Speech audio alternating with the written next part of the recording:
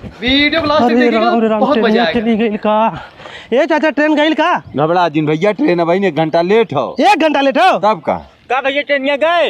मतलब घंटा लेट हो ट्रेन। घंटा लेट हो तब का? करे भैया ट्रेन गए का? नहीं भाई घंटा लेट हो चाचा बतावत है। करे भैया कहाँ जावे? दिल्ली जाब चाचा। ते कहाँ जाते भैया? हम दिल्ली जाते हैं। तर बबुआ हम आओ दिल्ली जावे। आवत कहाँ से भैया? ये झोलापुर से। ते भैया हम झोलापुर से आवत है। तू अब आओ। चाचा हम आओ झोलापुर से आवत है। को मतलब झोलापुर से आवत है? हाँ कौने मोहल्ला में से? चूड़ी मोहल्ला में से। चूड़ी मोहल्ला में से। और तू हो? हम आओ चूड़ी मोहल्ला में से। को मतलब महू चूड़ी मोहल्ला में से आओ तो केकरे घर से आवत है? चिंटू घर से। चिंटू घर से। और तू हो? हम आओ चिंटू घर से आवत है। को मतलब हम आओ चिंटू घर से आवत है? अरे सारे जब तुमने एक घरे के या तो एक दूसरे के जानत काहे ना है के है?